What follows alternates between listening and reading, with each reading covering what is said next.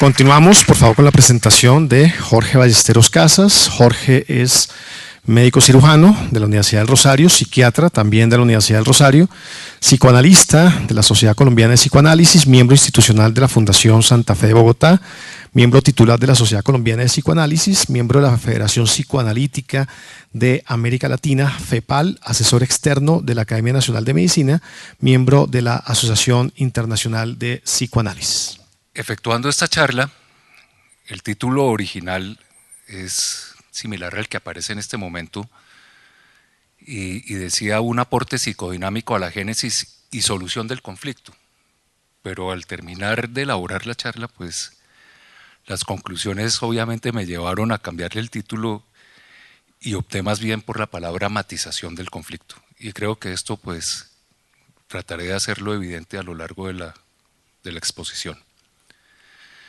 Si vamos a contextualizar históricamente la violencia, pues encontramos que ya tenemos testimonios de estos en la pintura rupestre, por ejemplo. Esta pintura hace parte o hace alusión a las guerras levantinas en la península ibérica. Estamos hablando en el año 12.000 a.C. Si nos trasladamos más cercanos a nuestra época, he tomado aparte de la epopeya o del poema del Gilgamesh, que en una época fue considerado el escrito más antiguo, es de los sumerios. Aquí ya nos estamos ubicando en Mesopotamia, estamos en el siglo XII a.C., en donde el pueblo de Uruk, que se ve sometido a los vejámenes de Gilgamesh, que es su rey, y donde este rey efectuaba el derecho de pernada y hostilizaba a su pueblo y lo maltrataba. Entonces el pueblo se levanta y le pide a Aruru, una diosa, que por favor que crea o que envíe a alguien especial para que pueda contrarrestar a Gilgamesh. Va a ser posterior, a la postre va a ser Enkidu. Y ahí se desarrolla todo el poema acerca de estos dos personajes.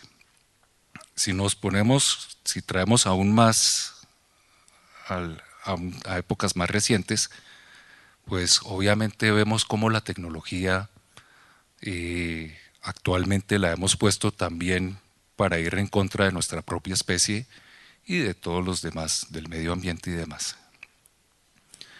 Ahora, para contextualizar esto ya en nuestro medio, ya en Colombia, y solamente me voy a referir a las épocas también más recientes, pues encontramos lo que ha sido la violencia partidista. Estamos en 1960 aproximadamente. Jacinto Cruz nace en Santa Isabel, Tolima. Es un guerrillero que tristemente creó este tipo de lesiones o de forma de lesionar a los otros, que se llamaba el corte de franela. Jacinto Cruz, pues lo vamos a reconocer más, pues nos es desconocido su nombre, pero tal vez nos es más familiar el nombre de Sangre Negra. En 1932, también en Medellín,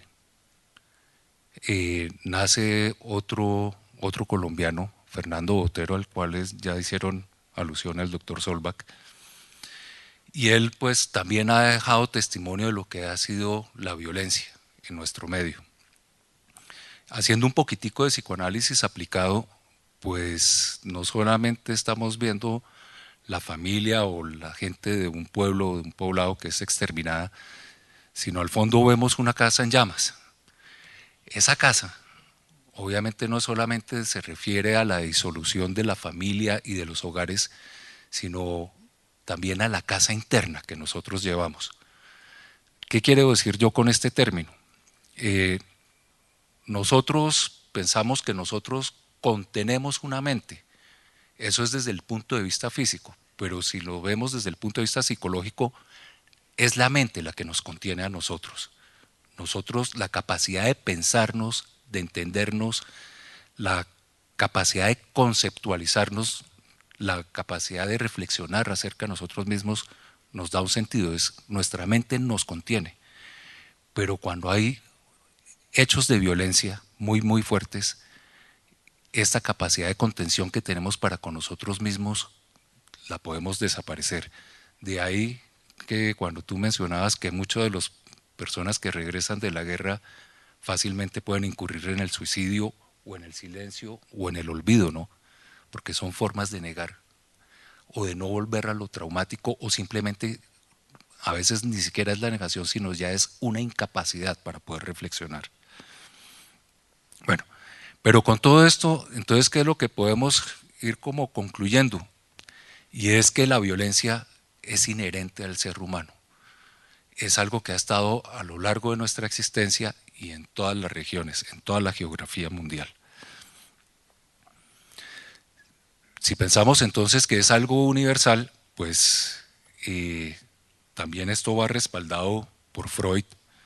Freud, el padre del psicoanálisis, pues postuló en el año 20 con su obra Más allá del instinto de placer, postuló la presencia de básicamente la tensión de dos instintos, que eran los instintos de muerte en tensión o en dialéctica con los instintos de vida. Y básicamente él que postuló acerca de los instintos de muerte, hablaba de la desestructuración, el rompimiento de las estructuras, la disolución y el regreso a lo inorgánico. Con esto que presentaba Freud, hablaba no solamente de la agresividad, sino también la tendencia que hay en todos nosotros de regresar a un punto cero.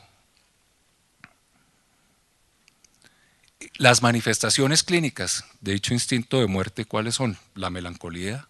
Entonces encontramos en los cuadros melancólicos unos cuadros de tristeza muy, muy profunda, donde la agresión es dirigida contra el propio self, es decir, la persona permanentemente se está autocriticando, no logra ver nada positivo, es un ataque masivo contra el sí mismo. Y esto es lo que hace de estos cuadros que sean muy, muy delicados. La compulsión a la repetición, el aniquilar la necesidad o al sí mismo que la percibe, es decir, son personas que buscan llegar a un estado cero de luchan contra la necesidad, no buscan satisfacerla, sino buscan negar la necesidad en sí mismo, y si no lo logran, pues simplemente optan por autoeliminarse. Entonces aquí encontramos el suicidio. Y también encontramos el placer asociado al dolor, el masoquismo, que es cuando ese placer se asocia a una agresión puesta en el propio self, o el sadismo, cuando esa agresión y el placer van unidos, cuando lo estamos exteriorizando y atacamos a otros. Aquí pues yo difiero un poquitico con el doctor Cadena, pero yo sí creo que la agresividad ha sido una de las fuentes, o creo que es la base y el núcleo de lo que sí puede estar en las guerras. Hay que entender que hay una agresividad que está puesta al servicio de la vida. Entonces, por ejemplo, al comer, si nosotros comemos o vamos de caza y matamos, pues no estamos hablando propiamente de un instinto de muerte, sino una agresividad que está buscando es la supervivencia. Y en esto podríamos ver la agresión también como fuente o algo que nos pueda ayudar inclusive a la cooperación. Pero si esta agresión está puesta al servicio de la destructividad, entonces sí vamos a encontrarnos con las guerras, con la violencia, con los conflictos armados, bueno, que es lo que el tema de este simposio. Extendiéndonos un poquitico entonces a esto de la universalidad, Diego Gracia dice que considera que el ser humano es un ser ético, y esta característica se encuentra en todas las razas y culturas. Concluye que la ética pareciera ser un rasgo genético, pero no solamente Gracia, sino también en nuestro contexto, y aquí universitario específicamente, pues cito nuevamente al doctor Cadena, y él dice, debido a la universalidad de la moral, toda cultura tiene una u otra moral, se puede proponer que la capacidad para adquirir una moral es innata en los seres humanos. Estamos genéticamente programados para ser morales.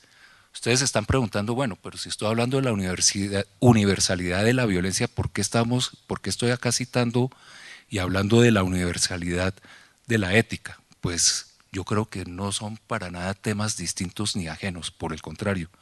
Creo que el uno es la respuesta lógica del otro. Vamos a ver.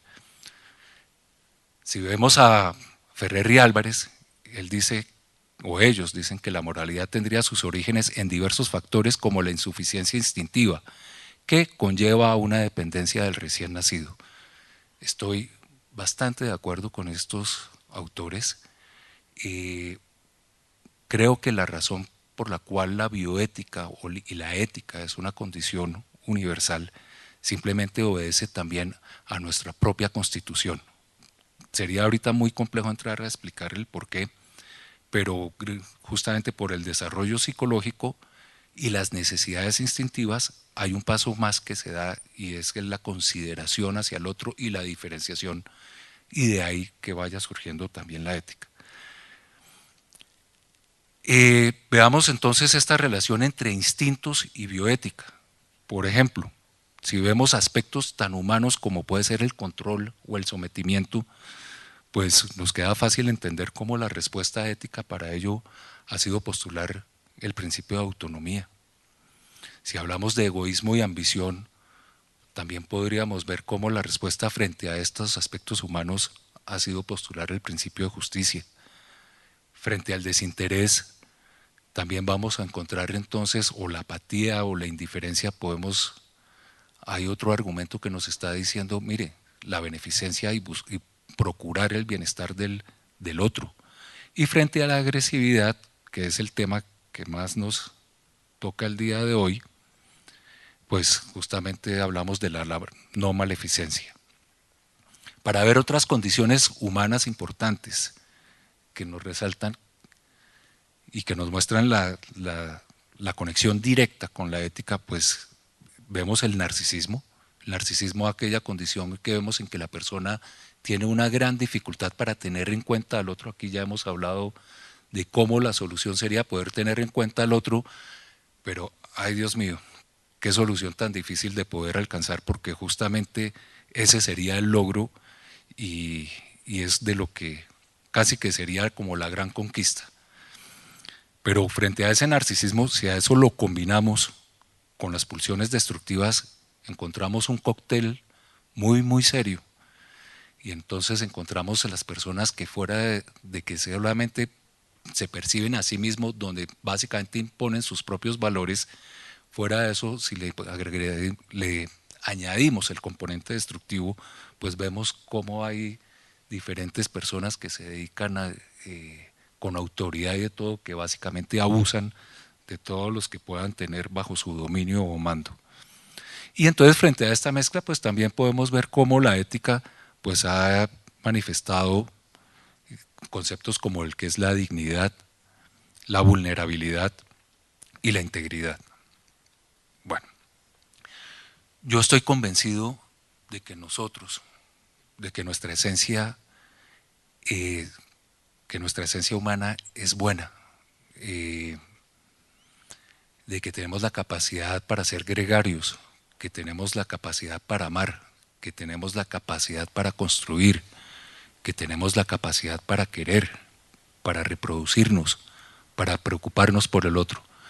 Pero no es el único aspecto que nosotros tenemos. También tenemos el otro aspecto, la contraparte, que es la agresividad, la destructividad, el desinterés, el narcisismo. Por ello, pienso que algo que nos podría ayudar ya en términos de como un aporte psicodinámico, pero que bien difícil de lograr también, sería poder confrontar nuestras propias pulsiones de muerte. Todos nosotros tenemos en algún monto, llevamos estas pulsiones. ¿Quién de nosotros frente a una agresión no hemos querido la muerte del otro, no hemos podido o a veces no hemos disfrutado con el malestar ajeno, no hemos deseado lo peor para cualquier otro, cuando nos hemos sentido agresivos, violentos? Pero lo que quiero recalcar es ese pequeño aspecto del disfrute, de ese gocecito que nos acompaña a veces frente al malestar del otro. Por ejemplo, la envidia. En la envidia, cuando hay envidia, justamente una de las expresiones de la envidia, ¿cuál es? Ver que el otro es dañado de una u otra forma. Entonces, poder reconocer esos aspectos dentro de nosotros va a hacer que se favorezcan las pulsiones de vida. Conocer nuestra propia capacidad destructiva nos va a permitir cuidarnos más de nosotros mismos, sospechar más de nosotros mismos y por ende tener mayor capacidad de cuidar al otro. Diferentes pensadores se han expresado en esta misma línea. Ya para terminar les quiero citarle estos dos pensadores, comienzo por Spinoza, pero quería recalcar acerca del conflicto. Cuando hablamos del conflicto muchas veces decimos es que las causas del conflicto, ¿y qué es lo primero que anunciamos cuando decimos causas del conflicto? Que ha habido violencia, que ha habido una inequidad económica, una inequidad social, que no hay suficientes recursos, que ha habido una violencia infantil. Es decir, ¿qué tienen en común todas estas explicaciones? Que básicamente el acento queda puesto en el medio. El acento lo ponemos por fuera de nosotros. Tenemos siempre una buena disculpa para poder hablar del por qué podemos ser agresivos, pero rara vez ponemos el acento dentro de nosotros mismos. Rara vez nos damos cuenta de que también deseamos y a veces gozamos con el ejercicio de nuestra propia destructividad. No sobra entonces leer este párrafo de Spinoza en su Ética.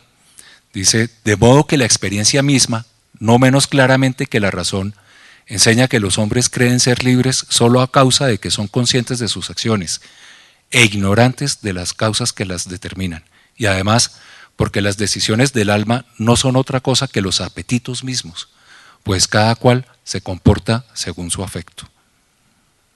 1600 antecedía 300 años, tal vez 200 algo, más de 200 años a Freud, ¿eh? Kant, esto es citado esto es una cita de Ferrater Mora. Entonces, Kant nos habla y dice, el cumplimiento del deber, la sumisión de la ética a la buena voluntad sin restricciones, el imperativo categórico no solo son expresiones de una ética que ya no se ve sometida a ninguna relativa contingencia. Por ellos, por ellas, llega la razón a ordenar al hombre algo que no se encuentra fuera, mas dentro del hombre mismo. Es decir, estos dos autores nos dicen cómo es de importante que nosotros nos volvamos sujeto y objeto a la vez. Es decir, que tengamos la capacidad de autocrítica y de pensar acerca de nuestras propias acciones. Muchas gracias.